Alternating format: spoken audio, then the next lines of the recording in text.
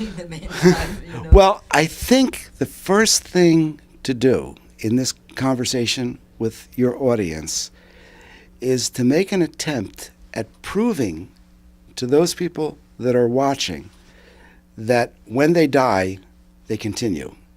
Now, that's not an easy thing to prove. I mean, there's been people that have written books about this throughout history. And I'm going to make some attempt at how it was proven to me. And it's very compelling because I have people that have read my book and connected with me that have said, Wynn, I used to be an atheist and I'm not an atheist anymore, because there's a huge amount of evidence in the course of this.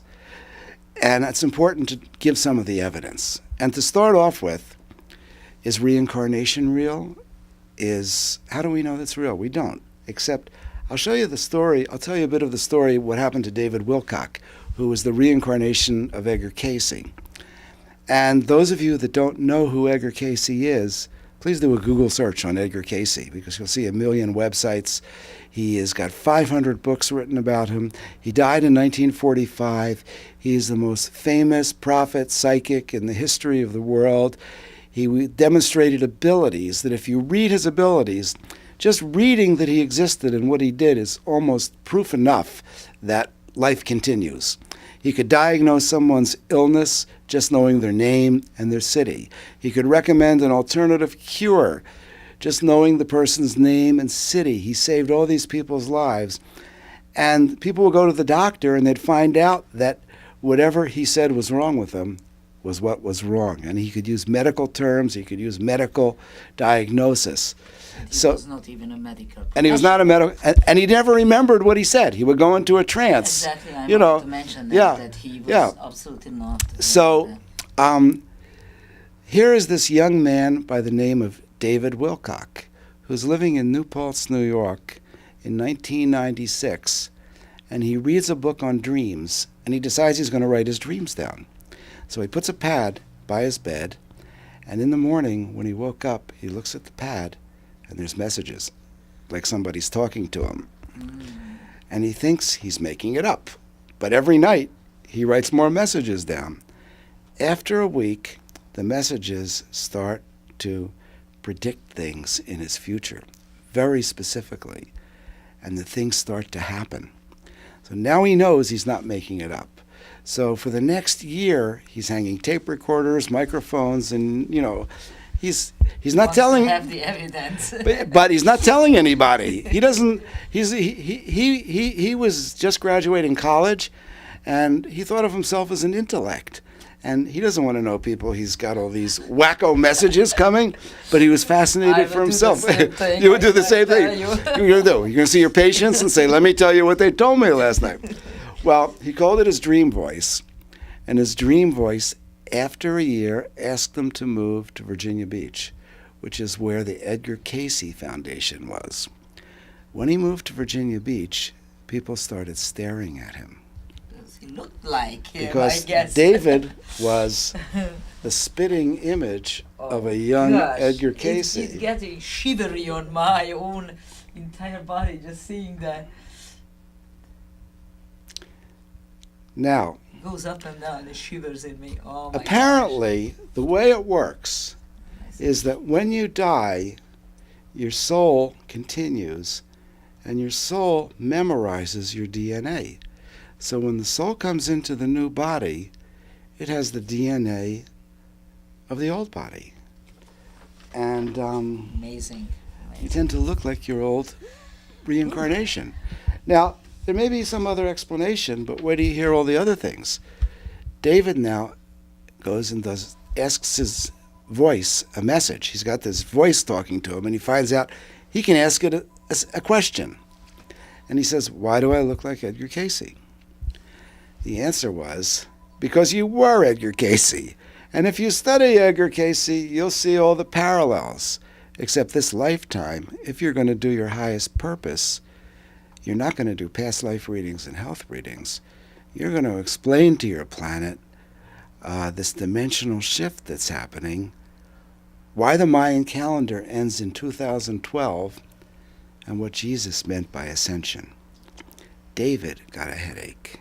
He spent the next year and a half studying Edgar Cayce, and he found out that Edgar Cayce, in his own readings, predicted he was going to return in 1998, live in Virginia Beach, and may be a liberator of the world. Then he finds out, people who have studied reincarnation have heard that people come back in soul groups. You meet the same people lifetime after lifetime after lifetime. So he started looking at some of Cayce's associates. This is David's father and Cayce's father. I'm getting cold tonight. Second time. Wow. Unbelievable. And David had a friend at the time. She wasn't exactly a girlfriend. It was a potential girlfriend, but he turned it down. But this was his friend and Cayce's wife. Okay. Then he looked up Edgar Cayce's astrology and found out that he and Edgar Cayce had personal planets all in the same sign. 5 personal planets: Sun, Moon, Mercury, Venus, and Mars. 1 chance in 12 for each one. That's 12 to the 5th power, 1 chance in 260,000 that they should be the same. Well, now let's take a look at statistics. Forget about believing in reincarnation. Forget about worrying about if your body continues. This guy is guided by this voice to move to Virginia Beach and finds out he fulfills a prophecy that was made 60 years ago. He finds out he is the spitting image of Edgar Cayce. His father looks like Edgar Cayce's father. His girlfriend looks like Edgar Cayce's wife. He's channeling this huge wisdom that's correcting Edgar Cayce's own prophecies and his astrology. 1 chance in 260,000, okay? And put that all together, what are the odds? Billions to 1 connecting him to Edgar Cayce. Now, maybe it could all be coincidence, but I don't think so. I don't think so. And if you read the book, I went into an in-depth study of their personalities, and I was learning myself how the same energy comes forth. You see, even though we have lifetime after lifetime, each lifetime is totally succinct in its own, because you remember nothing. So you carry the tools and the predispositions of your past life, but you're still making it up from nowhere. And most people never get to know what their past lives are. So to me, this is a lot of evidence that works that way. Then I had the circumstance myself where I started to allude to my friends were channeling, and suddenly they're talking to me. And in one case, I asked, so was Terry ever somebody famous? Okay? And that's Terry sitting there.